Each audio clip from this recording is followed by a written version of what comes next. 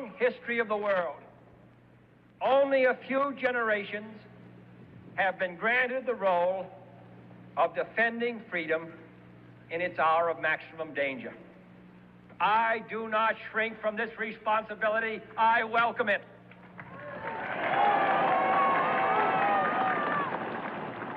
I do not believe that any of us would exchange places with any other people or any other generation.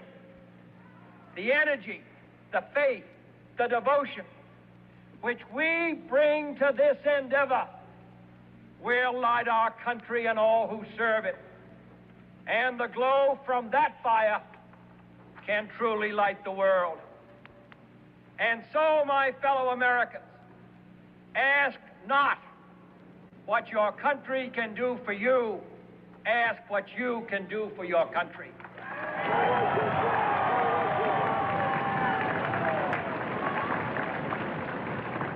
My fellow citizens of the world, ask not what America will do for you, but what together we can do for the freedom of man.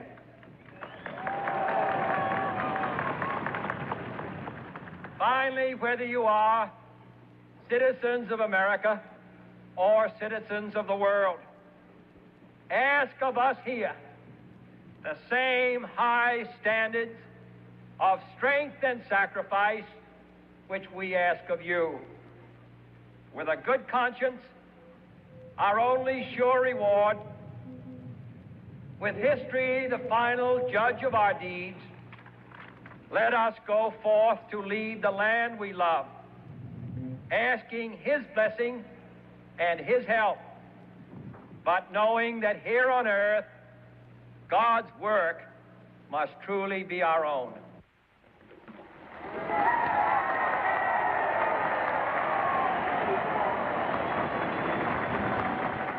That had been released but were heavily redacted. The release is in keeping with a 1992 law called the John F. Kennedy Assassination Records Collection Act, requiring that documents be made public by today on the law's 25th anniversary. The only person with the power to block that release was President Trump, if he believed the documents could pose a threat to intelligence operations, law enforcement, or foreign relations. The president tweeted Saturday morning, subject to the receipt of further information, I will be allowing, as president, the long blocked and classified JFK files to be opened. President Johnson is going to be real pleased when he finds that now they're calling me the #1 bomber. And George Christian said, oh, don't be too sure. He said, you know, LBJ, he never likes to be number 2. 9:30. Until he had a couple of silver bullets, as he would call them. Yes. He had a couple martinis, and then he got loquacious. And I said to him, so, Mr. President, let me ask you a question. Who really killed John Kennedy? He kind of stared into his martini, and he shuddered, and he said, well, Dallas. I said, I'm sorry, sir, I don't understand. He said, let me put it to you another way. Lyndon and I both wanted to be president. The difference was I wasn't willing to kill for it. Well, how did you come to the conclusion that Lyndon Johnson was behind the assassination of John F. Kennedy? Basically, Richard Nixon told me that. Wow. He said that the Warren Commission was the biggest goddamn hoax in American history. We've had this tape for, I'd say, 8-9 years, something along those lines. And passed it around to some of the leaders. As Alex mentioned a while ago, the biggest implication of this is if they got away with this in the 60s, if they killed a president, covered it up across multiple agencies, then where are those people? How did they do it? They're ultimately still there in some way, shape, or form, in some capacity.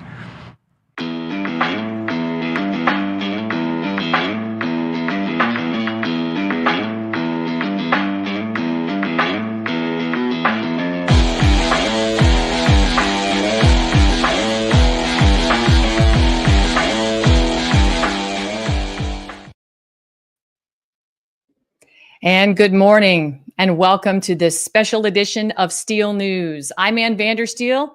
And yes, November 22nd, 2024 marked the 61st anniversary since the assassination of John F. Kennedy, JFK, in 1963. And when recently asked again on various podcasts and news programs, President Trump said he would release the JFK files in their entirety. Recent revelations, however, have reignited the debate surrounding the assassination of John F. Kennedy, and a newly surfaced audio recording features Clifton Carter, a close associate of President Lyndon B. Johnson, allegedly admitting that Johnson hired a hitman, Malcolm Mac Wallace, to assassinate Kennedy. Let's take a listen.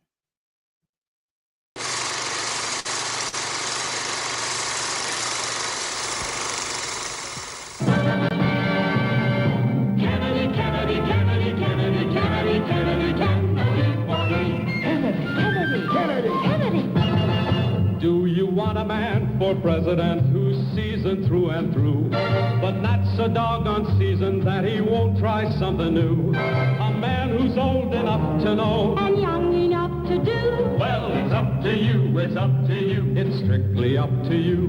Do you like a man who answers straight, a man who's always fair?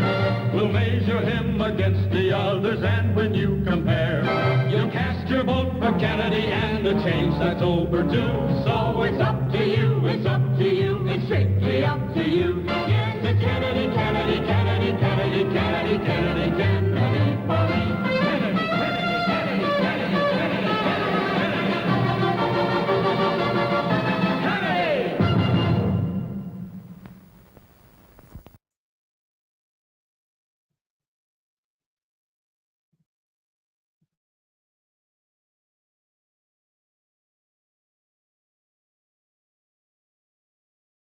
Sure good to see you. How's life treating you today? Well, Saul, it's been a pretty touch and go situation. Lyndon and I have had quite a few unpleasant words here lately over the deal that he hired Mike Wallace to assassinate the president.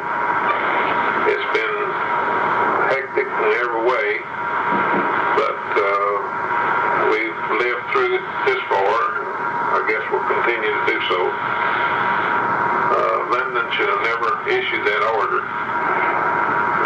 to Mike. But we've had our differences, and I'm a true blue to Lyndon, as I've always been, and tried to carry out every order that he'd ever given me. But this is one I'll probably never be able to forget. And the times that we've had in Texas, and the embarrassment that Lyndon had gotten from Kennedy, I guess there wasn't anything else to do but what he did. Well, you know, Lyndon could have really hit me if he would. Well, Lyndon's the kind of person that doesn't want to help anyone. He's all for Lyndon, and that's the way he's pretty much always been. Well, they had me backed up on that Henry Marshall killing, and they just kind of blackmailed me to keep my mouth shut. And if I hadn't had a bunch of tapes that I'd played after he got killed, because, 17 got killed in this situation very mysteriously. And I've done a lot of time, and I've lost a lot of money, and hurt my family a whole lot. And it's really got me just disgusted with Lyndon in one way. In one way, I feel real sorry for him. But I really feel like that in Lyndon's heart, he felt like that he was doing the right thing. He felt like that he was the savior of the common man. I feel like that in his heart he wanted to help people that had not. But I don't believe that anything, my church-side background would have never let me sanction all the killings that he has done. What do you think about it, Cliff?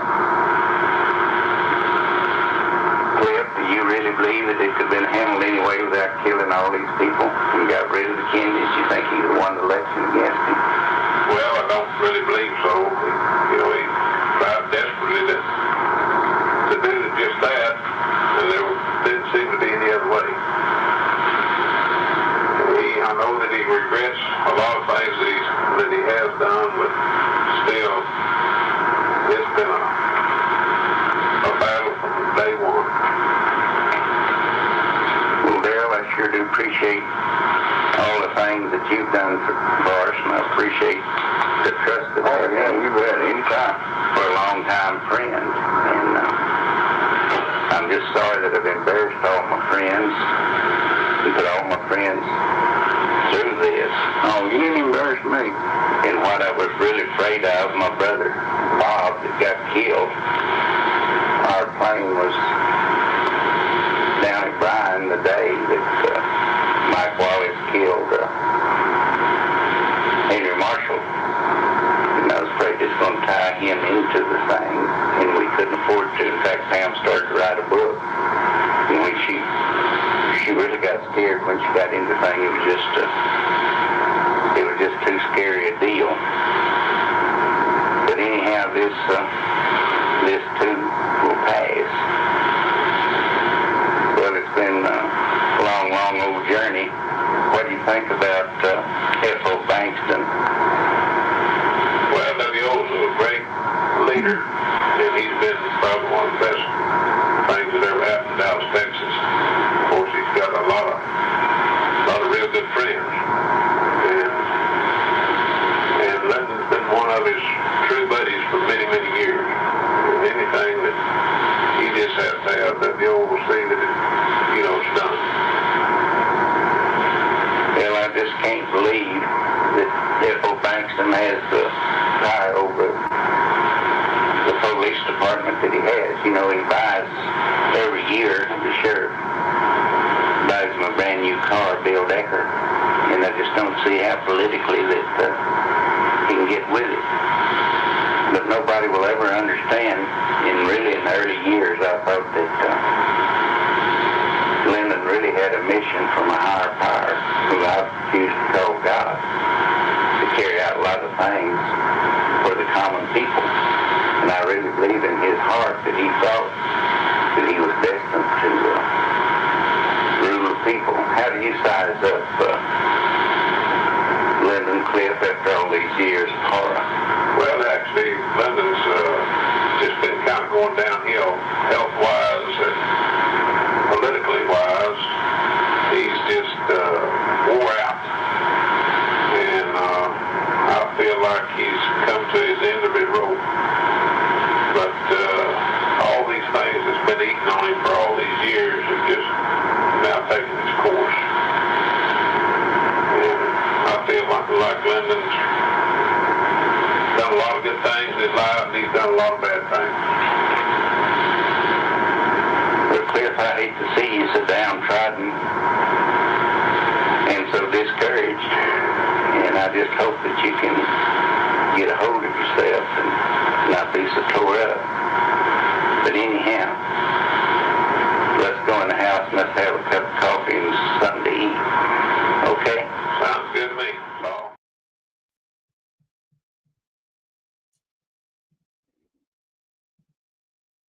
Wow. That is explosive. Incredible audio tape coming forward now. It has been in existence for some time, and we're going to get to that. But just to kind of recap what you listened to, Clifton Carter was a trusted aide to Lyndon Johnson. He was deeply involved in his political operations from the 40s through the 60s. He played significant roles in Johnson's campaigns, and he later served as the executive director of the Democratic National Committee. Let that sink in. Just let that sink in. Malcolm Wallace. He was an economist for the U.S. Department of Agriculture. He had a controversial past. And in 1951, he was convicted of murdering a man named John Douglas Kinzer, but he only received a suspended sentence. Kinzer had been involved in an affair with Wallace's estranged wife, which is believed to have been the motive for the murder. Following that shooting, Wallace was apprehended after witnesses provided his car's description and license plate number. Despite being found guilty of murder with malice, Wallace received a 5-year suspended sentence and was released. Keep cataloging these little fine points here, people, because we're going somewhere. Over the years, Wallace has been implicated in various conspiracy theories, including allegations of involvement in the Kennedy assassination. Well, that explosive tape you just heard, whereby Clifton Carter, the former executive director of the DNC and close associate of LBJ, Lyndon Bird Johnson, admitted to Billy Sol Estes that LBJ hired Wallace to assassinate JFK. And now this tape has publicly surfaced by a gentleman of the name of Shane Stevens, who is the grandson of Billy Sol Estes. Billy Sol Estes was a political juggernaut of sorts who engaged in a lot of power battles in the 60s, tied in closely with LBJ over cotton allotment schemes and other business dealings. Billy Sol Estes, who died in 2013, is the grandfather of Shane Stevens, the gentleman who has released this tape. Shane, a father of 4 boys, married 23 years, deacon in his church, and when he's not working, he loves to hunt and fish, was given the tapes for safekeeping somewhere around 2015 or 2016 by his uncle Daryl, who knew that at some point in the future, Shane would find the right time to release them to the public. Roger Stone, who is a seasoned political strategist and former aide to President Richard Nixon, has been a prominent proponent of the theory that President Lyndon B. Johnson orchestrated the assassination of President John F. Kennedy. He wrote a book about it in 2013, The Man Who Killed Kennedy, The Case Against LBJ. Stone argued then that Johnson had both the motive and the means to plan Kennedy's murder. Today, both of these gentlemen are here joining us to add more detail to this unfolding and explosive revelation. I want to add Shane Stevens right now. I think Roger is going to be making his way in here. Shane, great to see you this morning. Thank you so much for doing this service for, frankly, our country and humanity, and being brave enough to come forward at this time and release it. Great to see you. Thank you for having me on. And well, I guess at this point, honored to do it. Originally, it was just to get it off my chest and then hope that somebody would listen. But sounds like there's a big appetite for the truth, and a lot of people are taking interest. So thanks for having me on. Yeah, so there's a lot of skullduggery associated with this tape coming out, and it's going to expose, frankly, I believe, the evil of LBJ. I mean, that man was merciless. He killed people left and right if they got in his way. And this hitman, Mac Wallace, was the guy that went out and took care of the business. Can you kind of bring us up to speed a little bit? Color some more in the relationship between your grandfather, Billy Sol Estes, he goes by Sol, and of course, his relationship with LBJ, politically speaking, as well as the other characters that are involved in this, including, Carter, because this is explosive what we're learning right now in grand detail. Excellent. Yeah, I'm happy to do it. And just for the record, I'm by no means a historian, but I have looked up a lot of this and researched it. And honestly, I'm learning more as we go, because I tried to dodge all of this and just stay away from it for really the majority of my life. But Alex taught me some stuff about it the other day. I've had a few other experts on the subject and topic reach out. So there's a lot of folks that are really buying for the truth to come out. But as you get back to, the 40s, early times back then, at a certain point, Lyndon became an aspiring young senator, state of Texas. And a lot of folks know it's some box 13 or whatever, but where he stole enough votes, his attorney, longtime confidant attorney, John Cofer, helped him to steal those votes. And then he also utilized radio and expansion of that radio network to control the media and what people were hearing. Same with a TV station. But he rose to power. And from what I understand, my granddad's fascination with him was not his charisma or power, but just how he wielded power. And he really he hadn't seen that before. Then Cliff Carter, he was early trusted. I mean, with LBJ for maybe 30 plus years. So all the way up from Texas to the White House. You can look up the recordings of him from the Oval Office. One of them I ran across, LBJ was telling him, "Now, Cliff, you stay away from the Kennedys. You don't talk to them now. We're not going to deal with them. You just circumvent that." I mean, just right there in the public, not admitting to anything, but obviously enough to where it would link the negative association. So both of these folks were very close and tight with him. I'd kind of put forth the analogy of it'd be like perhaps Rudy Giuliani and one of the top billionaires in the nation, Salisbury or somebody like that, having a conversation about Trump. That's what we're having here with Cliff Carter and Billy Saul Estes. And my granddad, be it as may, he was involved in a lot of pay for play with Lyndon. So he would get a lot of government contracts. Lyndon made a lot of money off of him and a bunch of other guys. But when Lyndon needed money, you were called to give that money. So, a lot of times you see it in reverse order today. Politicians are controlled by those who are giving to them. But back then that was not the case. Lyndon had a unique way of controlling people. And, a lot of it was through manipulation and recordings and tapes and setups. But that's kind of the baseline. So just to break down some of the schemes, like the cotton allotment scheme, this is people may not remember because a lot of people weren't alive back then exactly what was going on with the cotton business, but it was a very lucrative business. And your grandfather, Saul Estes, was involved in acquiring more than his fair share so that he could garner a lot of money and use that money as in political contributions into LBJ's campaigns and business dealings or just, personal wealth going forward. There seemed to be some suspicion about that. And a gentleman by the name of Henry Marshall got engaged. Bring us up to speed on who Henry Marshall was and his relationship with your grandfather, but also what happened to him. And then we'll move into the sort of the RFK Attorney General phase of this, because it got the Kennedy attention with what was going on in Texas during the cotton allotment scheme phase.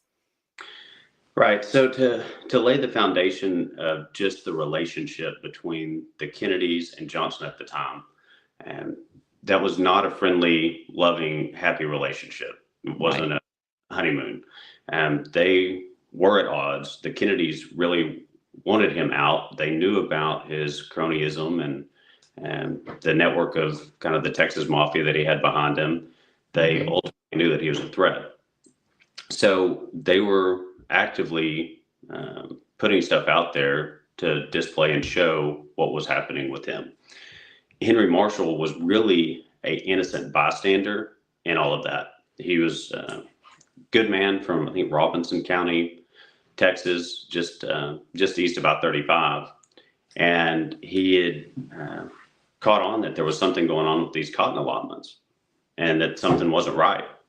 So he ended up digging into it, and ultimately my granddad, Cliff Carter, and LBJ were like, what do we do about this guy? We're going to have to figure something out. And so their thought was just promote him to DC, basically give him a promotion, put him above all of this, so that way he wouldn't keep poking around with it all. Inevitably, he declined the promotion. I think he sensed that it was some type of a bribe, and he was above that, so he didn't take it. And it's stated that Mac Wallace was given the order to go and kill him. And my granddad alluded to that they were trying to basically pin it on either my granddad or perhaps one of my distant family members, one of his relatives. But ultimately, it was Mac that went down there, and Cliff was quoted later as saying Mac really botched that up because they found him and he had been shot 5 times. And an individual reached out to me the other day and it said that he was shot 5 times from like the front of his chest down to his midsection. Right. So 5 times with the .22 long rifle, which was found laying beside him. It was his rifle. And then later on, his body was exhumed, and they found 15% carbon monoxide poisoning. So they estimated that would have been about 30% carbon monoxide poisoning. And he also had a significant contusion on the front of his head, but that was ruled suicide. So suicide. There's an FBI agent. I found his quotations in this old article, and he was stating that, well, what I believe happened is he had attempted to kill himself, and then he found out he wasn't dead, so he attempted to kill himself again. And once that didn't work, he tried to put a covering over his head on top of his exhaust system to kill himself with carbon monoxide. So, and I'm not laughing any disrespect to that family, but It's just ridiculous. And you can find some people saying that they can't see how a man could shoot themselves 5 times with the .22 long rifle. So bottom line, they were covering it up. A lot of people, just like, and not too far of our distant past, we've had a lot of people that suicided themselves. And there were people suiciding themselves back then as well. Yeah. Yeah. I mean, again, this goes back to, your grandfather and others taking advantage of basically taking over cotton allotments from farmers and saying, we're going to buy it at this price. We're not paying you the top dollar price, so that they could, basically make all the money. And then, of course, fund LBJ when he demanded his remittance, essentially. It was a political, should we say, mutually beneficial arrangement. And they were able to get by without impunity, or with impunity, I should say, for a long, long time. And I believe that, this is a great motive, one of the schemes, essentially, that could go to motive, so that when RFK, who was the attorney general at the time, decided to look into this because he took interest in what was going on down there when people were crying foul, LBJ realized that he could be exposed. So can you walk us through what it was like for RFK when he started to interact? And he asked J. Edgar Hoover, who was the director of the FBI at the time, who had a long tenure there, to look into this. And Hoover and LBJ had a very cozy relationship, but Hoover and RFK, the attorney general, did not, which is strange. Well, give us some context there. Right. So, and that's what's so important for an ingoing president, to be aware of their surroundings and the people around them. If you're not surrounded with people that you can trust, that have crimes, greed, whatever it is that they're trying to cover up, there's a lot of motives for them to be dishonest, deceitful, and more than that. So what RFK was jumping into is a deep-seated Texas historical, close-knit, good old boy system that was not going to be broken up, because everybody had dirt on everybody. Everybody was a part of it. Everybody was benefiting from it in those top levels. So Bobby started going in as AG, US AG, and he wanted to attack white-collar crime, which that stirred up a hornet's nest in itself, based on the agreement that his dad had supposedly made with the mafia, that they would not be prosecuting white-collar crime. Right. But that's another part of the story. I think that's, say, 30% of it. And, it's an important piece of this whole history. But Lyndon was tight with J. Edgar Hoover. And J. Edgar Hoover was apparently doing things, cross-dressing, and that's as the head of the FBI. He controlled that for a long time. And he would record folks in various situations, hotel rooms, set them up with girls, perhaps guys, I don't know. There were some homosexual activities happening back then, to where you could do either or. And then he'd record it. Then all of a sudden, him and Lyndon had dirt on these people that could ruin their marriages, their careers, their wealth, all of it. And then they would get them to do whatever they needed. So when Bobby starts relying on J. Edgar Hoover, he doesn't know that he's going straight to the enemy. And I'd assume everything that's coming from Bobby is going straight to LBJ. So you couldn't really rely on the FBI to truly help the Kennedys. In fact, that worked against them. And, what I found is, I think there's a lot, I know several folks in the FBI. There's still a ton of good people. Majority of them are good. But somehow a lot of the folks that rise to the top are as evil as all get out. And that was probably the case back in the day. So you see these stories running in parallel, but they're going in an opposite direction of, wait, this FBI guy seems like he's on top of things and he's good, but then you've got these guys that are covering it up and doing all that. So ultimately, they worked against the Kennedys, and it would almost seem that they didn't help to avoid this whole assassination. Right. And such is human nature. I mean, again, this is it's so similar with what happened with President Trump. Again, the FBI, using the power of the NSA's supercomputer to basically spy on people, giving Obama a direct line into it in his Oval Office to do his own queries. and of course, weaponizing all of this, the FISA court being weaponized, and the FBI fabricating 302s on General Flynn and getting him basically removed, with Mike Pence part of it, covering it up and lying to the president. This is the same, skullduggery that is just going on and on and on. So at some point, we have to make some changes. I've got a clip from Kash Patel talking about declassification. I want to play this and get your comment, because he is going in to head up the FBI now. And I've been a huge proponent, as have many, that we should abolish the FBI, the CIA, all these agencies, and really push this back out to the states for law enforcement. Perhaps have a centralized research area. I mean, I think the citizens have done a great job around the world in terms of social media of unearthing the facts and the truth and bringing it all to the surface. But I think that what Kash Patel is looking at doing is going to be interesting. So I want to get your take on what he says here. Declassification office, whatever you want to call it, transparency, truth, whatever, I don't care. Sits in the White House, reports directly to you, and you take incoming from the United States of America. I want JFK. I want the 9/11 files. I want this. I want that. All the FBI, and this is a tool, this is something we didn't cover. What the deep state uses the most to cover up their corruption is an illegal application of the classification system. Remember the Lovebirds text from, this is a beauty, the Lovebirds text from FBI, DOJ land, Russiagate, Strzok and Page were texting each other. Who they were running the Russiagate investigation against Trump. They were the head of the counterintelligence unit at the FBI, and they're having an extramarital affair together. Can't make this stuff up. They're sending each other texts about how much they hate Trump and are going to create an insurance policy to stop Trump. Then we finally find those text messages. You know what the FBI and DOJ do for like a year? Redact them to congressional investigators and congressional men and women running the oversight of their agency. That's just one example.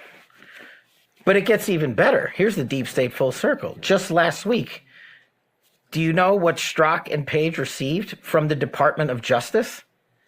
What? A $1.5 million payout to settle a lawsuit that Strzok and Page brought for the improper disclosure of their personal text messages on FBI phones. And the DOJ just rewarded them.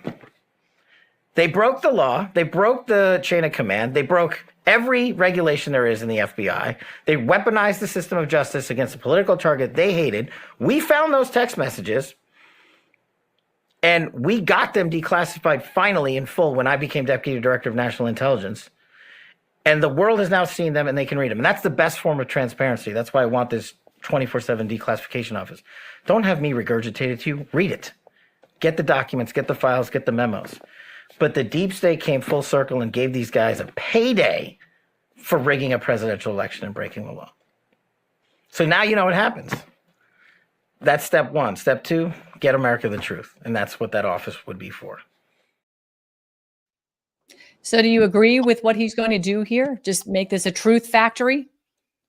I do. Yeah, I could go on for an hour about this, but Kash he's brilliant and he's a soldier. So he's going to do great things there. There's, in just my opinion, there's a balance of how much information should be shared with the American public. I mean, I don't think it should be an open book. So, an example within our military, I've seen war correspondents going in, they're like, hey, we are going into Mosul right now, about to wage an attack on these folks. Like, we can't announce our strategic military moves to people. And then, frankly, there's things that happen in war that I don't know that the American public has the stomach to be able to listen to and understand. So I think there's a balance. But when it comes to agencies and government entities that have become a runaway train, their power and authority is completely unchecked. And they've utilized that to cover up their own crimes, and then they come back and they reward people. I mean, just look at the Biden 8,000 plus pardons, Medal of Honor recipients that were putting up against Leroy Petrie and folks like that. We've got serious problems, and they're just basically rubbing it in people's faces. So, I've shared this tape, like I said, with a few folks before this, and some folks that were really on the side of the deep state and not knowing it. And what it's come to for me is there's a certain level of innocence and naivety with a lot of people, which I admire. And I wish I could go back to that, of thinking that we have all these agencies in our government that truly deeply cares and is concerned about the well-being of the entire American public. And that's not the case. And the corruption has got to be exposed. And so what God's told me consistently with this is really two things. One, and the first and foremost, is the truth shall set you free. So as a country, in order for us to see the truth, for us to heal, we have to understand what's happened in the egregious acts that have been pulled over the Americans' eyes in the past. And then two is you can't, like, I watch so many people, politicians, high-level leaders, they sit there and they whack away at the tops of the weeds trying to deal with this. We're not pulling it up by the roots. So this whole thing has got to get pulled up by the roots. And I think it doesn't truly start, like it doesn't begin with the Kennedy assassination, but that's when the real coup officially occurred. And so I think we have to go back to that really even further. I don't want to mention it because they get really feisty over that. Right. But, I think that's where it started. And we've got to pull it up from there. Yeah, I agree with you. I do think it goes back a lot further, and I've talked about it ad nauseum on my platform, so I'm not going to go over that now. A couple of questions for you. Do you believe LBJ was responsible for RFK's death because he got too close to uncovering the truth? So, in part, my gut feel is he was involved, but as I understand it, it wasn't just LBJ. There were other folks that were pushing for things, and ultimately, perhaps the mob or whoever, they were not happy with him. And I've heard it said within our little family secrets that they were not going to stop until they killed Bobby. Like it was destined to happen. It wasn't like he was going to get away with it. Of attacking them and coming after them, and then breaking the commitment from Joe that they would not prosecute. So I'd heard that and as part of this same group, whoever it was, the key 20 people that were involved, 50 people, they were going to kill him. Yeah. Wild. What about Saul, your grandfather? Was he involved in the death of Henry Marshall? My suspicion is, and I've heard it said that he was aware that they were going to go after him, that they were going to kill him. And he did not want the killing done. And in fact, when he got out of prison, either the first time or the second time, he went in for, I think, 7-8 years the first time. And then they came after him again for wire fraud. And the second one was for sure a setup and kind of a sham, but he went back in. But once he came out, and there's a lot of documented testimony and information on this aspect of it, as he wanted to clear the slate with the Marshall family. So he shared the whole detail, and that allowed the widow of Henry Marshall to receive the death benefit, the insurance death benefit of Henry Marshall, because they're like, no, we're not paying it out because he committed suicide. Here's the autopsy report. Here's the record. So he went on record to say that. And then this is the scariest part for me, Ann, is let's say that was in the 80s. There was a Texas Ranger, good man, Clint Peebles, that had looked into it, and he was like, this is all a setup. This is all wrong. He's like, I cannot believe that we've bought into everything. So the story was he was going to go and blow this whole thing open, share the truth, share all the detail. And then he was killed. Online, it says he ran into a bridge embankment. But our family side of the story is it was a 18-wheeler tow truck that ran him into that on his way to this interview. Incredible. It's just absolutely incredible, the level and depth of evil that has consumed our United States government. It is tragic, in fact. But again, I argue that this goes back 100 years before all this, even to incorporating our government, right? And they proudly hail it in their U.S. codes, right? 28 U.S.C. 3002, 1580. United States federal government is a corporation, so they they post it out there. They're not shy about it. President Trump was on Joe Rogan recently, and he talked about declassification. I want to capture your thoughts on this.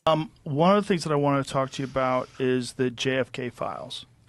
And one of the things that you said was that if they showed you what they showed me, this was your quote, you wouldn't want people to know it either. So I opened them up partially. I was met with, from good people, I mean, good people. People that were well-meaning. Mike Pompeo was one of them. He's a good person. They called me. They said, "Sir, would rather have you not." And I did open them, but I was asked by some people not to open them. There's a Martin Luther King file too, by the way, that they'd like to see. I don't know if you know, but there is that. But JFK in particular. So they called me. A lot of good people called me. People that that you would find reasonable people. And they asked me not to do it. So I said, well, we'll close it for another time. But if I win, I'm going to open them up. I'm just going to open enough time. Why didn't you open it up the first time? Because though? a lot of times, what was the hesitation? Though? Addresses, people that are still living. There are people that are affected. And there could be some national security reason that I don't have to necessarily know about. But some very good, talented people asked me not to do it. I opened it up, and then they said, would it be possible for us to do that a different day? How much of it did you read into? I think it's going to be just fine to open it. Let me put it that way. I think it's fine. It's going to be time. It's a cleansing. It's really a cleansing. So I'm going to do it. I'm going to do it immediately, almost immediately upon entering office. Well, the thing, when people look at it from the outside and you sort of imagine what could be a reason why they would not release those files, it would be there's people that were implicated in the assassination. Yeah. Well, when there are living people, you generally tend not to want to do it. When people are still living. Living people that formerly work for the government. For the government, and living people that were somehow involved in it, and you tend not to do that. But it's time to open them. I can't tell you whether or not they're going to find anything of interest. And I did partially open. I think I've opened 50%, but I was asked not to do it, and I thought that was a reasonable ask. But now I'm going to do it. I'm going to do it very soon. There's a lot of interest in it. So Shane, he says he opened 50%. He was asked not to do it. Was your family involved in asking him to sit on this because Mac Wallace's family is still alive, and or anybody in your family, perhaps? I mean, any of the people that were involved in this. I mean, you're all lineage, right? So was there that reason? Did you guys have any role in saying, please just sit on this? We're going to release this later when maybe some other people are gone? We did not. So that was not coming from us. I think it's extensions of some of the existing power structure that's out there. Pompeo? Still in place. And I don't know about Pompeo. I know folks that have worked closely with him. From what I hear, he's a really good man. But I can't, I've never heard his name in relation to any of this. I will say, like, when I had not seen that interview, I've heard about a lot of it. And a lot of folks that were against Trump, once they heard that interview, they kind of turned around. They're like, Shane, I think we like Trump.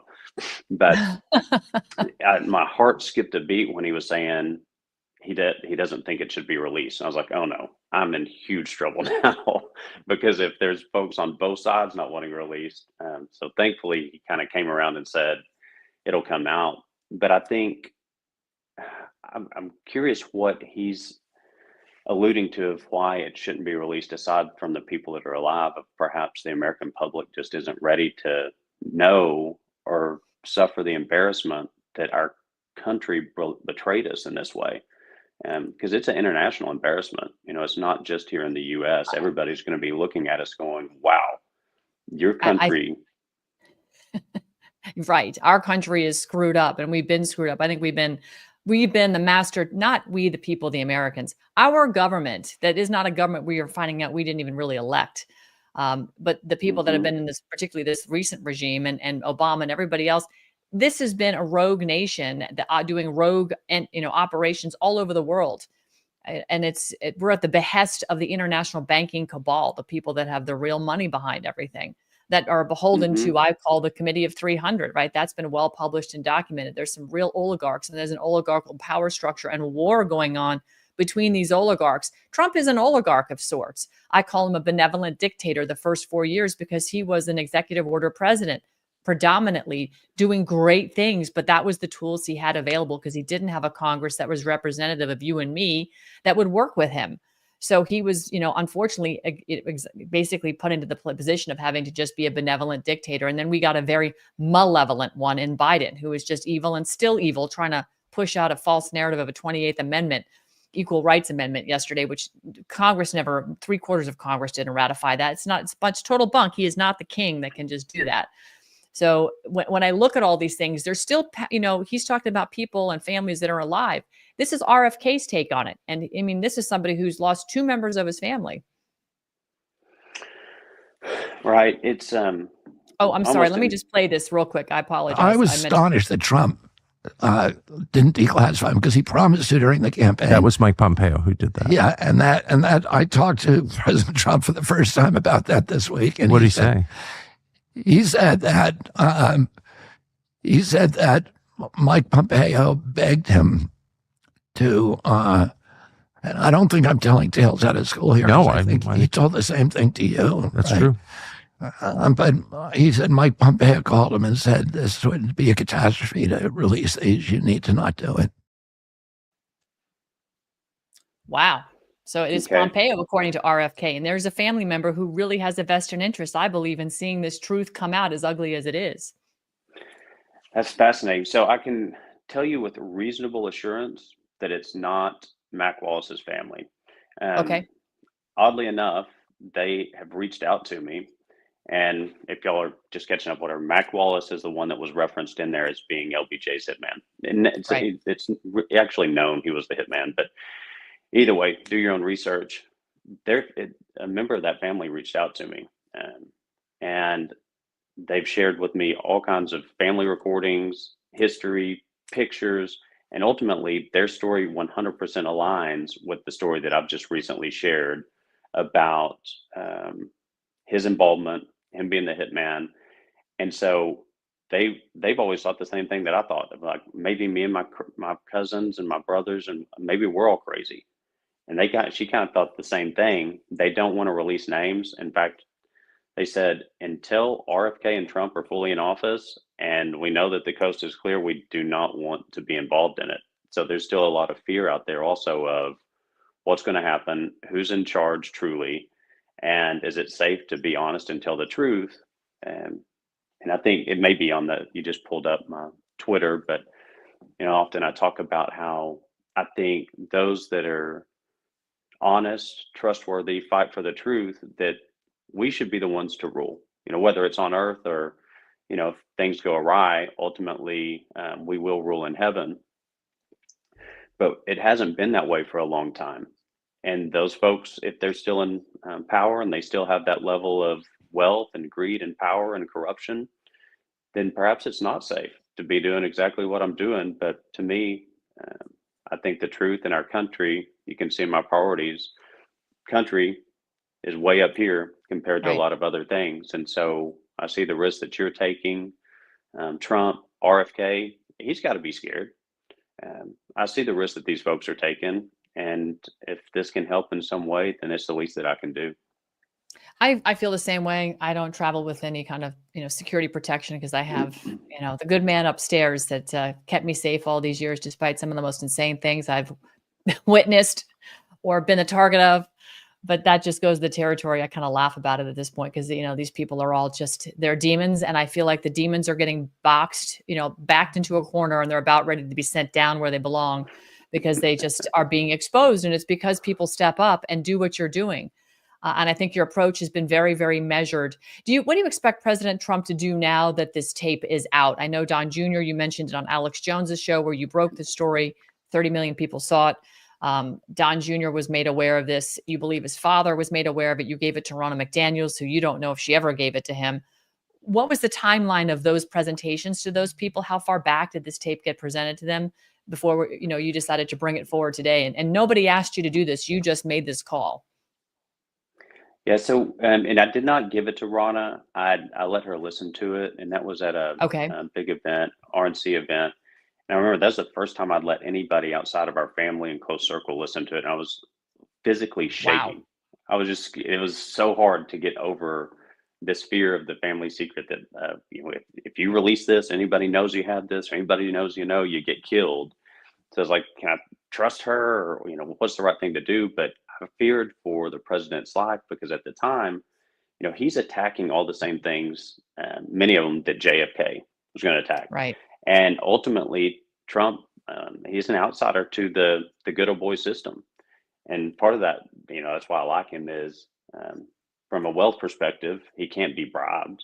And from age perspective and what he's accomplished, I don't think that he's in it for personal reason. I think he truly loves the country, and he's really outside of the scope of everything. So this is our one chance to get our country back on track. Trump, from what I understand, it was the lady named Martha. I won't give her last name, but I had her sign some documents, and she said that he listened to it. And then Junior acknowledged that he was like, my dad has seen the files on this. So my hope is, if and when he does declass all of this, that the stories align. Deep down, I know that this tape is real, accurate, and what they're talking about is factual. But there is kind of a insecurity of like, wait, what if the declass does not match up with this? So one thought is, I hope that it's kind of softening the blow to the American public of what's about to come, and it'll be easier for them to stomach. But frankly, for me, and this slight concern for safety and well-being, I'm just hoping that Trump and Kash do that relatively soon. I hope so, for your family's sake, for everybody's families that have been involved, for President Trump's sake. And I believe God Almighty will make sure that everybody stays safe in this process, because there are other dark events in our nation's past that I believe Trump is going to be declassifying, including 9/11, the Jeffrey Epstein tapes. And Jeffrey Sachs, I'm not sure if you've caught up with what he's talked about, but he's made a lot of comments as of late regarding the Israeli government, not the people, not the biblical Hebrews, but the Israeli government, specifically Bibi Netanyahu. And now he is responsible for dragging our country into all of these endless wars for his personal and his government's personal, their benefit, not for ours. We've just been the body bags, and we've been the bank account to fund all this. It's been really quite sick. And Trump retruthed Jeffrey Sachs. And then what was the fallout? Bibi Netanyahu decided to not attend the inauguration, along with a whole host of other, demons from DC that have now said they're not attending, which is fine with me. But I am concerned because they've moved the event indoors now. So in light of everything going on, I think we need to protect President Trump as much as possible. And I know General Flynn was a big proponent for President Trump not even being outside and just, moving quickly into the Oval as quickly as possible. Do you expect him to immediately pardon J6ers and release these files that day, or what's your expectation? And he has stated that he's going to pardon the January 6ers. And on that, I'd see a majority of the folks there. In fact, I was there, and the part that I saw was patriotic. Everybody was outside singing, but I've also seen the tapes of certain people beating police officers and hitting them and attacking them. So there's components of that to where, like, I don't think we should be attacking our public servants, police officers. But either way, he'll do what he does. And I think a lot of the folks that have been attacked in that deal it was a little heavy handed. And so I hope that he can straighten that out. And then as to the other component, what was your second question? I'm sorry, Ann. Will he actually deal with the nation's history with respect to Israel? How will he present that to the world? That's a minefield, and obviously it's nothing new. We have Islam. That religion was created, I think, in 600-700 AD, and they have grown significantly. There's an amazing book called Islam and Christianity, A Revealing Contrast. It's written by James Goss. And so as it relates to Israel, Islam, the U.S., I think that's really the epitome of the battle of good and evil.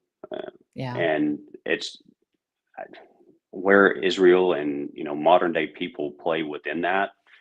I'm not sure. I haven't listened to the gentleman that you referenced earlier, but I know it's only going to get worse. And the sadness I have over it is, as the leader of the free world, our country, supposedly a beacon of light, a beacon of hope, we have our president, duly elected, perhaps the first one in a few years, basically hiding and moving the election for fear of attacks. And that's Right. not the country that I Inauguration. want my kids to. Yeah, sorry. Thanks for the correction. But that's not the country that I want my children raised in and my grandchildren raised in.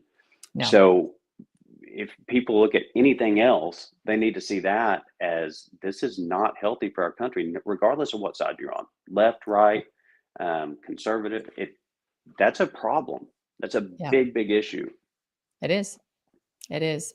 Well, Shane Stevens, you are remarkable. You're very brave. You have a beautiful family. And I know that you feel that you walk rightly with God, and he is going to protect you and your family and anybody who, has the strength and courage to stand alongside you with delivering the truth. And I think when you never back down from that, you never have to worry. So trying to operate, truth always has a way of coming out, and it's time. And I think this is the moment in time when Trump talks about a golden age. We have got to embrace what that means. We've got to get, with the good comes bad. Trump says nothing ever worth fighting for comes easy. And so this is not an easy step, but it is a very necessary one, and it's a cleansing. So I appreciate you and your family standing with you. I know this was a big, deal. But it had to be done. So I appreciate that a deacon from a church would be the person to deliver this. Talk about the ultimate in redemption. What a redemption arc. Oh. Thank you. Well, and just think about you and I meeting. Bobby Taylor, old friend from way back in the day. Oh my gosh.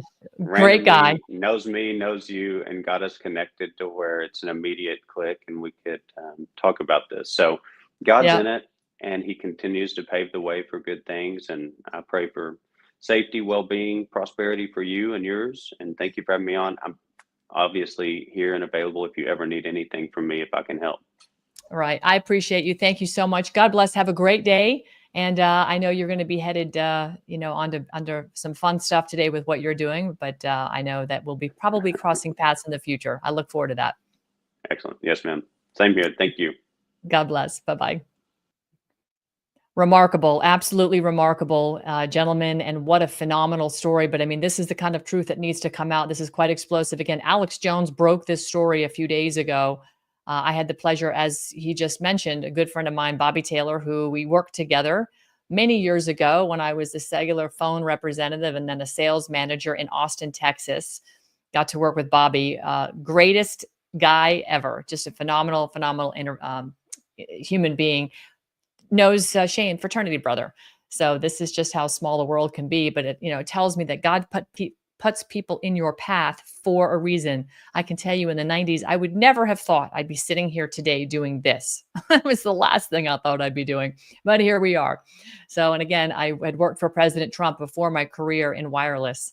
And I always said, I hope that man runs for president. And so in 2015, that's how I ended up on Twitter, now X. Really, really quite remarkable. Okay, coming up, we have Suzanne Monk. You know her as the lady who's behind the J6 Pardon Project. She's done an incredible job aggregating everything to do with every single J6 prisoner, parolee, yet to be incarcerated, yet to be heard, wherever they are in the pipeline of the DOJ's death grip when it comes to J6. She's on deck. Before we get to her, I just want to do a quick mention to some of my incredible people that have been just very, very generous to helping me keep this whole ball of wax going. And one of them is VandersteelHealth.com. If you are looking for a supplement or a food replacement or whatever in your world to help keep you healthy, I highly recommend you head on over to VandersteelHealth.com. This is where I get all of my vitamins and minerals and supplements, as well as incredible superfoods, which is what powers me throughout the day. As soon as I'm off with this, I'm going to go out and hit my 7 miles and hit my superfoods. And then I've got a birthday party to go to tonight for a dear friend of mine. But VandersteelHealth.com, please check them out.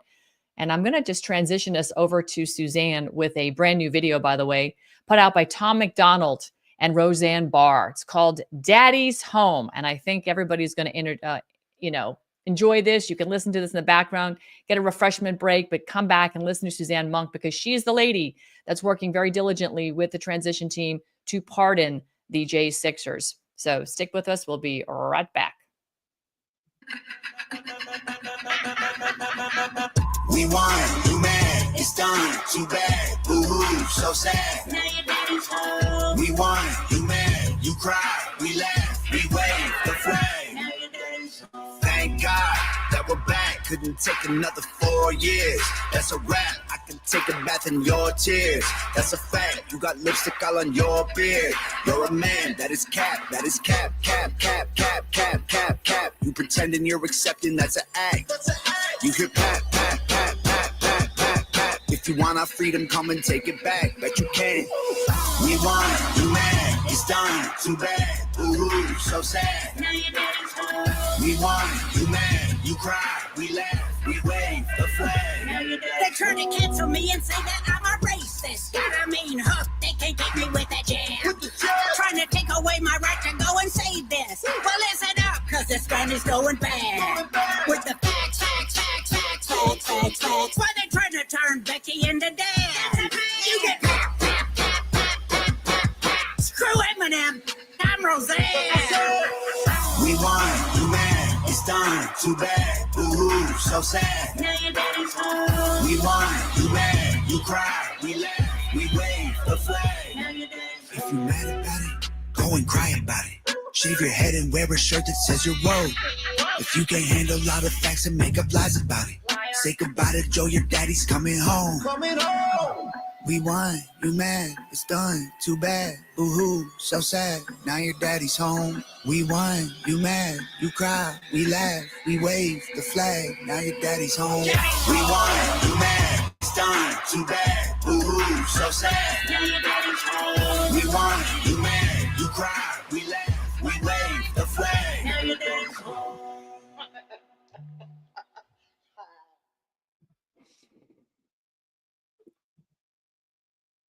Gotta love it. Roseanne Barr and Tom McDonald. Just awesome. Absolutely awesome. All right, folks, we're going to move into, whoopsie. It is still playing somewhere. EPQ consequence question. So consequence question. Sorry about that, folks. All right, we got to add, that's what happens when you're running the show by yourself over here on a Saturday morning. We've got to add Suzanne Monk in now, because Suzanne has been absolutely instrumental in the Pardon J6 process. She has been working diligently with the transition team.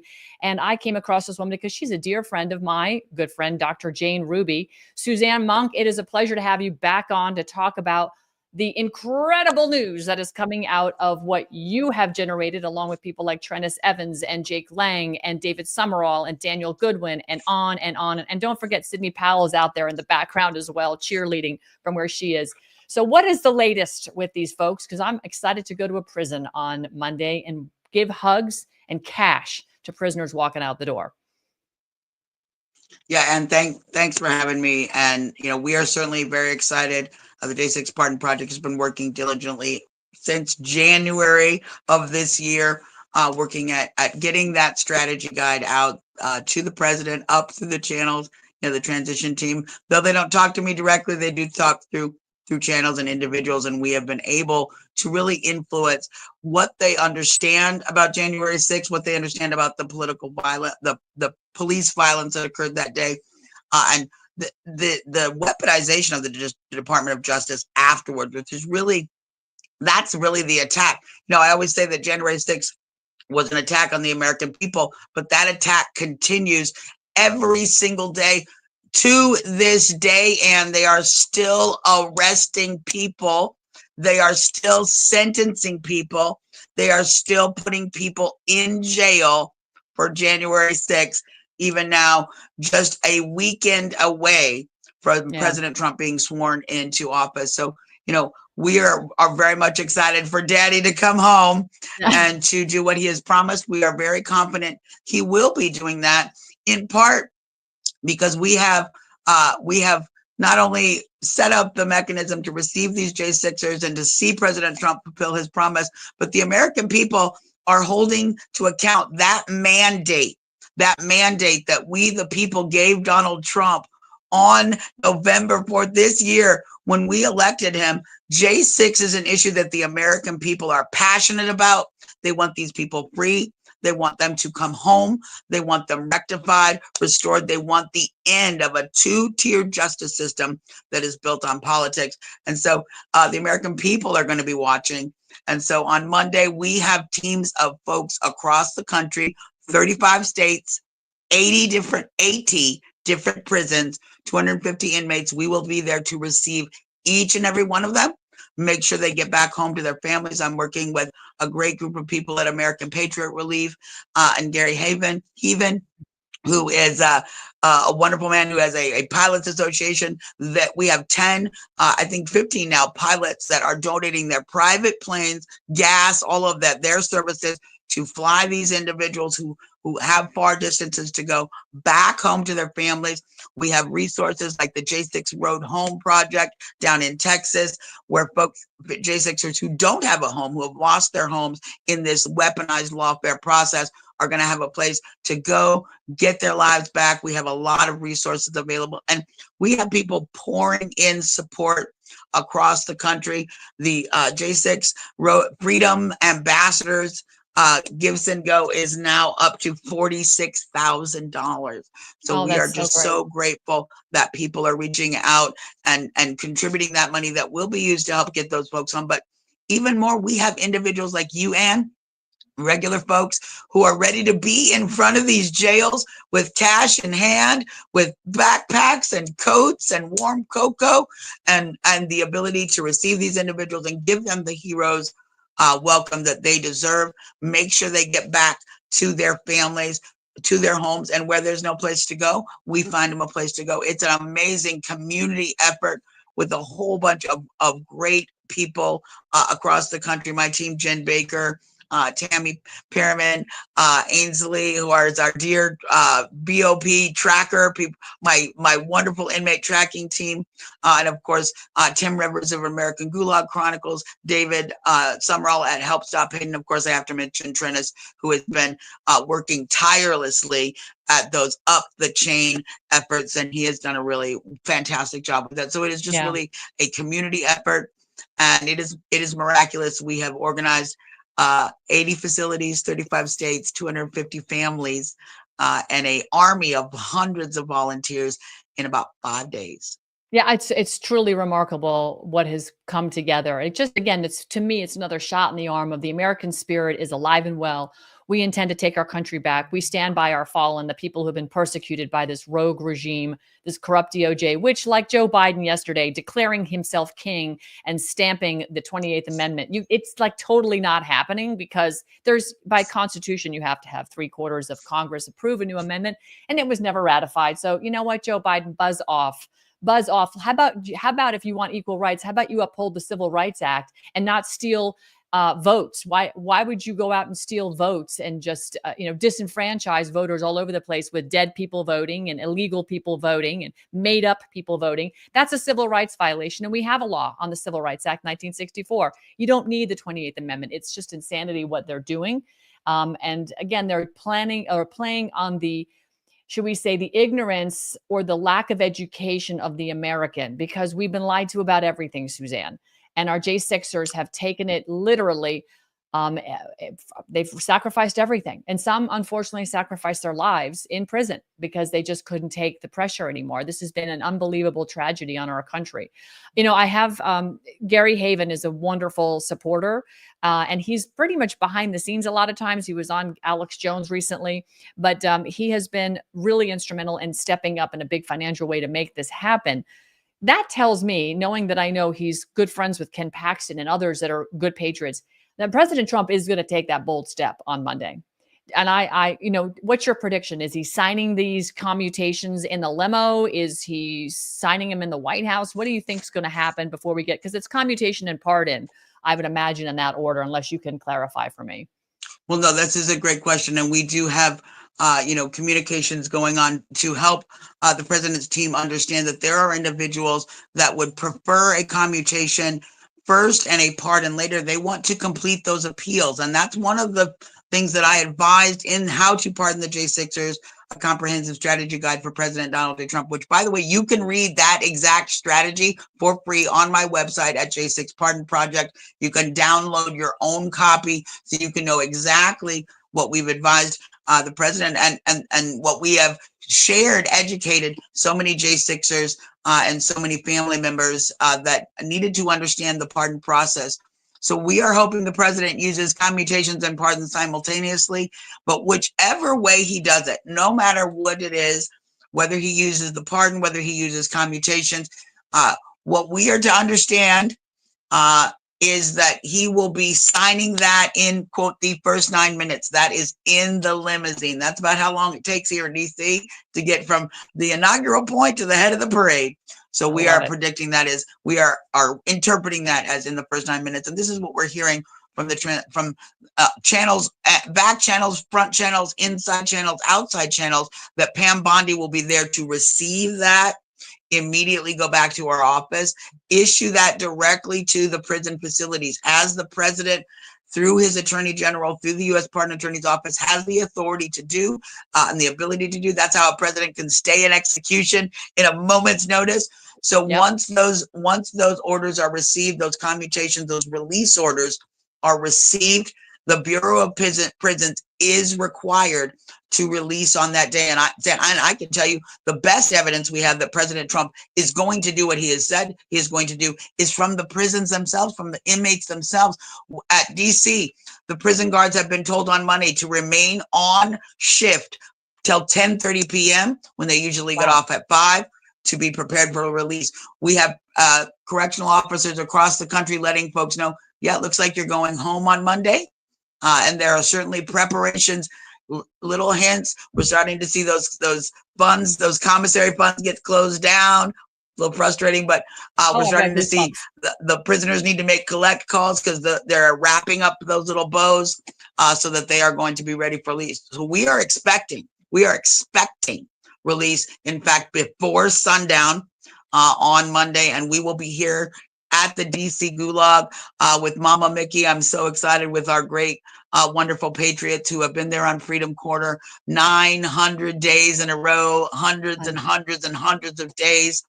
And it is a long, long fought victory, but we are expecting to see our loved ones walk out of the bars on Monday. And for the first time in American history, the American people are going to be standing outside of American prisons where the political prisoners, the political hostages of the previous president are going to be released by the constitutional power of the incoming president and his presidential clemency. So it is a historic day.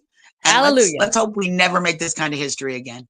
I hope we don't either. And, you know, somebody who has made a lot of history is a very, very dear friend of mine. Her name is Kathy O'Brien. She has this website, Transformation of America. She has been an unwitting victim of the MK Ultra mind control program. And she has sent me 64 copies of her book, PTSD, A Time to Heal. She has signed them all, and I will be delivering these to the prisoners that I am meeting. And I'm sure we can make it available and get them sent to anybody and everybody that wants one that has been a political hostage. But this is really what we need to know about mind control, because America has been under a spell for a long, long time. And the first part of the show was really breaking open the LBJ, his role in the assassination of JFK, right? The assassination of a sitting president by the vice president. This has been, a secret that has been smothered and held out to be released at some point in the future. And I believe Trump's going to do that. He's releasing the JFK. I think the Epstein files. I think all of this is going to come out like a tsunami. So I think we're very, very fortunate to have people like Kathy O'Brien, who wants to take this to the mattresses and get people healed with this book right here, PTSD, A Time to Heal. So God bless you, Kathy. Yeah, and then these inmates, these families, these J6ers, they are going to need healing. And frankly, the internet is forever. Many of them have been utterly slandered by our own government, by the J6 Select Committee, by the Department of Justice, who has blasted their names and shameful lies and misinformation that they are terrorists, that they're insurrectionists, that they wanted to overthrow the government, anything they can do to destroy these people's lives. And so the country is going to, you need to come circle around, really rally around these individuals.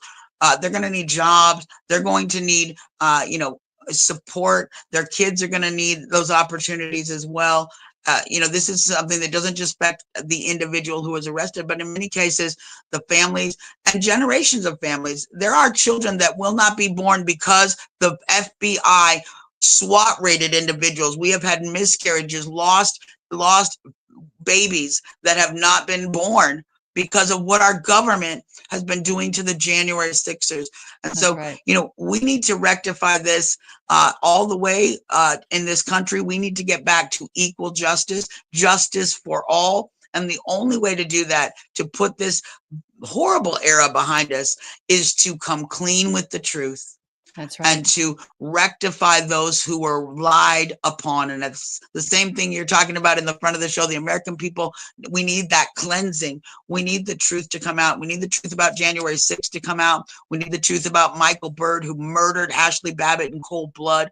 We need the truth about Lala Morris, who beat Roseanne Boylan to death. The only people who died that day were 4 American citizens, and they died at the hands or in action of the U.S. Capitol Police and the Metropolitan Police Department. Not all of them. Most of our law enforcement are great, great people, but we have some very corrupt individuals. We have some very corrupt individuals all the way up into the halls of power. I often call that a Fedsurrection, and it is Nancy and Mitch's Fedsurrection. They were certainly in charge of the Capitol that day.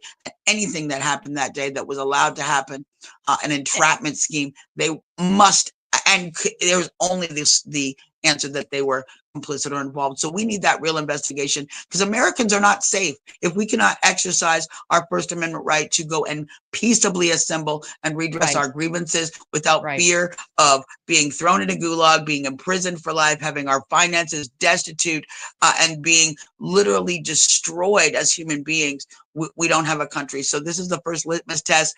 Do we, the people, get our country back? And I think Donald Trump is going to pass that test with flying colors. I'm looking forward to giving him an A+.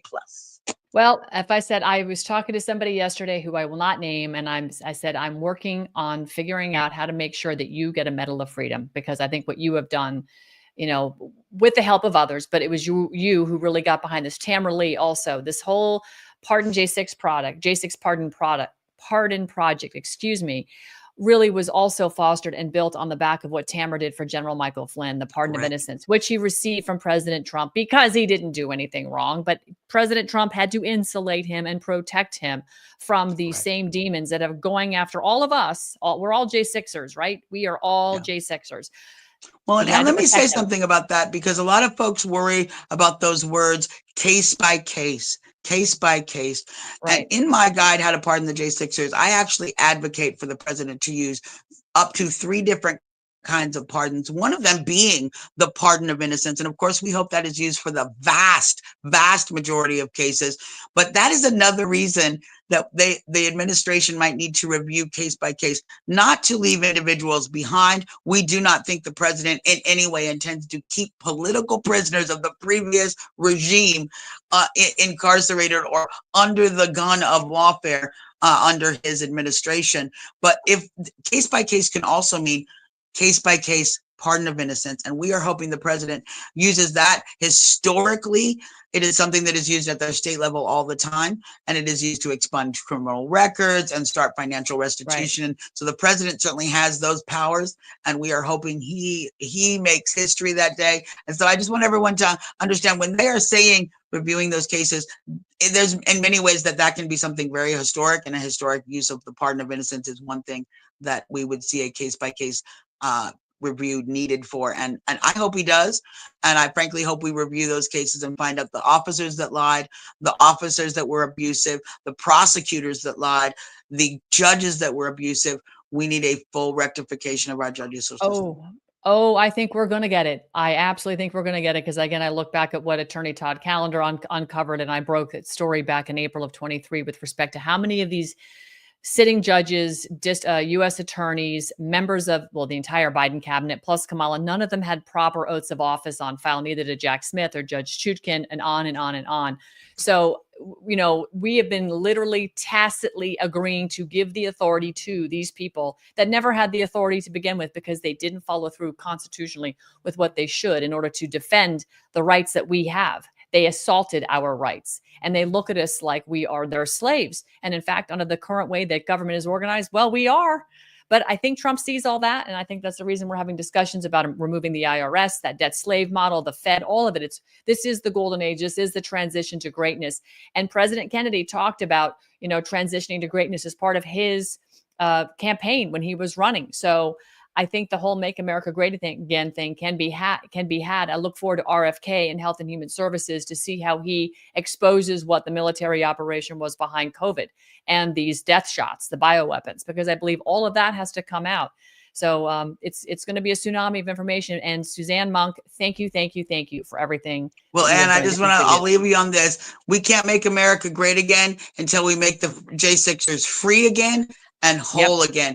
And if you'd like to contribute, you can go to givethingo.com, Freedoms Ambassador, Freedoms with an S, Ambassador, and all of the resources, all of those funds that you guys contribute there are being directly used to get these J6ers back to their families and back to a new life. So if you're willing, if you have some funds to help out, great. But Ann, I know you got cash in your pocket and you'll be there right in front of one of our 80 facilities ready to greet our heroes home. I can't wait to get my directions. You just point me and I will be there. I'm very excited to be there and support everybody coming out and whatever else I can do, Suzanne. So God bless you. Thank you so much for being here today and for stepping up the way you did. Really appreciate it. Thank you for having me and for your ongoing support. And I'll let you get me that mail. We'll work on that after we get everybody home later. Oh, I don't have any control over that. All I can do is make recommendations and put names out there. But I am from your mouth to the big guy's ears, then, Ann. There you go, sweetie. Thank you so much. God bless you, Suzanne. We'll talk soon. Bye. Fantastic. Absolutely fantastic. What an incredible woman. If you're looking for another vehicle, also, if you want to make donations, this is where I got cash from yesterday. I have a bunch of envelopes ready for these prisoners, but you can donate here to AmericanMadeFoundation.org. It is a 501c3. If you want to use that vehicle as well, whatever you're comfortable with, by all means, if you click at AmericanMadeFoundation.org on the donate button, it gives you a slot to choose J6 prisoners, and that money is earmarked and designated directly for them. And every dollar we get under that will go directly to them. So just want to make that very, very clear. You have that as an option also for a 501c3 tax-free vehicle. Other than that, I want to just show you all something that General Flynn posted out this morning on his website, because he is an arbiter of truth, and the truth knows no fury like General Flynn, a man scorned by the deemed state, because, of course, he knows where those bodies are buried. He published a bunch of information out here with respect to the CIA. So I highly recommend you go to generalflynn.com and start to look at some of these articles he's publishing. He's got Tools of the Tyrants. And then, of course, he moves into a variety of other publications, Tools of the Tyrants Part 2, the CIA's continuing war on Donald Trump, the family jewels, and the CIA must not be allowed to undermine Trump's second term. Highly recommend you get up to speed on all of this information. I am not going to actually read any of these with you today because I don't think we need to do that. But I think you guys are big boys and girls, and I really appreciate you spending a little bit of time with me. I just want to remind everybody, if you are looking to park your money in a safe haven, you can still always do that, because this is what I truly believe in. Your wealth needs to be protected. You don't need to put all of it into gold, but I highly recommend, if you have an IRA and you're looking for a place to safe haven, President Trump's True Social account talks about gold. He has a lot of ads in there. This is a company I absolutely love, Augusta Precious Metals. Augusta Precious Metals. If you go there in the description box on my Rumble channel, you will find a link directly to this page. You can also call Augusta Precious Metals at 888-782-9064. That's 888-782-9064. Please, please, please protect your investment. again, put a portion of your money into gold. It always stays relevant to the price of the dollar. So as inflation goes up, the price of gold goes up, but it's always relative to what you can buy. The purchasing power of gold never wanes. It never wanes because it always stays in tow with inflation. So this is what I use to protect what I've amassed over the years and saved. I wish it was a lot more, but it is what it is. This business doesn't pay anything, so you got to make do where you can. But by all means, please go on over to Augusta Precious Metals. And without further ado, I just want to thank you all again for spending the time with me this morning. We're running on an hour and a half here, and it's a big weekend for everybody. I will be at a federal prison somewhere in the state of Florida waiting for J6ers on Monday, and I will go live from there. So stay tuned to this channel, and I look forward to seeing everybody on Monday. God bless you all. Have a fantastic weekend. If you're in DC, stay safe, head on a swivel, but embrace the moment. We are making history. All of us together are making history by doing the good works of citizen journalists like all of you. Share this out. God bless, and we'll see you on Monday.